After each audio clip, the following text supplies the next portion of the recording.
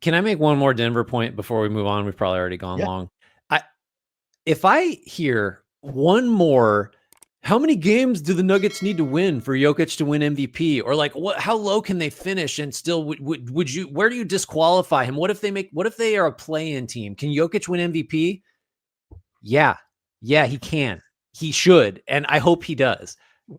Look at what he did. So if the Nuggets are a play-in team and they continue to play like the best team in the league when Jokic is on the floor, you're penalizing him in the MVP race for something that is by definition out of his control. If he isn't in the game and those minutes are the reason Denver finishes 8th, 10th, 6th, whatever, I can't listen to that because like, okay, if SGA is right there, like in terms of impact, and you've got to break the tie somehow, and the Thunder win 65 games and the Nuggets win 45, I get it. But if Jokic continues to so clearly be the biggest driver of success when he's in the game, you have to give him MVP. I don't care if the Nuggets win 30 games. If he's the best player, now, then come up with a different award if you're deciding that MVP depends upon what happens when the guy isn't in the game.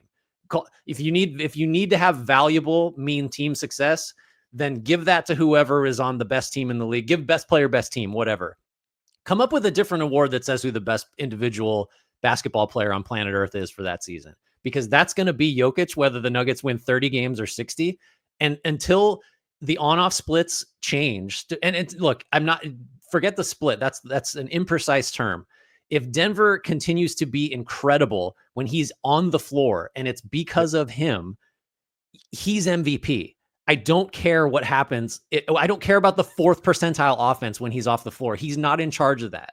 Does that make sense? Like, I feel like that's just an insane thing. We're discussing this all the time. All the talking heads can't shut up about how many games they have to win. I don't care. Well, so how many games do you think they have to win? So look, 51. Here's my issue with your argument is that when you kind of look at other all-time greats, Michael Jordan would have had his soul separate itself from his body and nudge the players during his minutes to play better.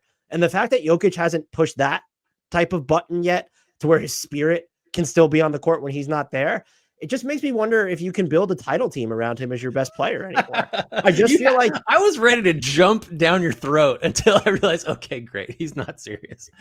Look, I get I agree with everything you're saying.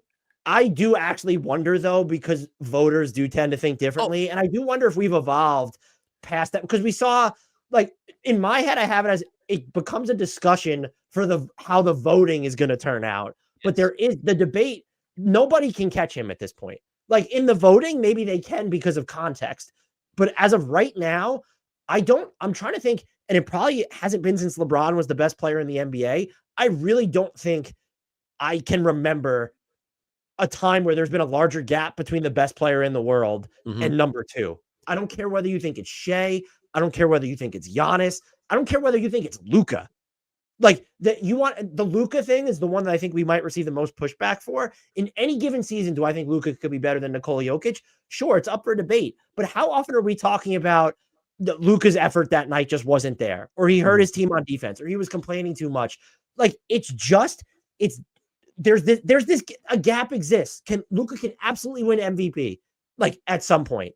And sure. I think that he's one of the 5 best players in basketball. But as of right now, I think there's a real chasm between Nikola Jokic and the field. And when's the last time that happened? And that's not to take any, it's not to take anything away from, I think SGA is really the guy that is just like, I don't know, pick a random year in the last 25 and like, well, you're dealing with LeBron and Steph and Kate, but he's an MVP caliber player, as is Luka, as is like even Tatum, but they throw Giannis, whatever. Giannis has won it.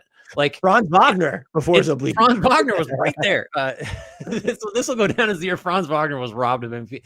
But Jokic is just at a level that's higher, right? Like that's what we're saying. I think you make the right distinction. The discussion about how many games do the Nuggets need to win or whatever for Jokic to win MVP, you can have that discussion if you're talking about will he. You can't have it if you're talking about should he, right? Like, because if you're saying will he win it, you're trying to predict what voters are going to fixate on, and who the fuck knows what they're going to care about or how little they're going to actually critically think about what Jokic is doing and how like divisible it is from what the rest of his team is doing. So will he win it? Okay, fine. Have the conversation about where they need to finish, because that's just pricing in stupid analysis of what MVP is. But should he, that discussion's over. Unless he goes down tomorrow and doesn't play the rest of the year, then you can make the case he should not, because he's played 25 games or whatever it is. But you can't have the how many games do they need to win if you're talking about should he win MVP or does he deserve it. That's a good distinction to make. And I hate doing it this way, but if you're trying to argue that even the way we're framing it would be inaccurate, wouldn't it be if you put, which player do I want to, if I'm not even going to pick a player because I don't want to make them mad, but if you put Nikola Jokic on any of the players we just mentioned's teams instead of them, and then you flipped it, which team is going to be better? It is the team with Nikola Jokic every single time, because you want to know why? All of the players we just mentioned have better supporting casts. Right. Like maybe, I guess you could make the case that Giannis is all over the place right now, but Nikola Jokic on the Bucks are better than they are right now. So that's not up for debate to me. This is going to get us into a trend of making this a longer episode than we intended, but like, and there are no numbers for this, but do you think there's anything to the idea that like Jokic is so good and so obviously able to just make sure his team dominates when he's on the floor, that it almost like, and you know, again, the easier explanation is, well, Denver just doesn't have enough quality depth, and that's why the on-off splits are so insane. But I wonder if just like it's almost like they're a victim of how good he is, to where when he's off the floor, it's just like nobody knows what to do, because it's like, well, dad's not out here like telling us what to do and where to go, and like our safety blanket or whatever. It's just, it almost like has a negative effect on the Nuggets who play when they're in the game without him. So yeah, I think you're right, but I also think that speaks to the roster that they've assembled, to where who do you look at on this team and say, well, they can be really good independent of Jokic? And so it's not like that Jokic has messed up the way that these guys can be maximized. It's that they've only surrounded him predominantly with guys who are maximized by him. And I think that's the issue that we're coming to bear. But the way you phrased it is perfect. It's just we're unsupervised dads. Right. I mean, the other thing you could talk about too is, I understand he's your most important player, and I would never invest real equity in a backup center.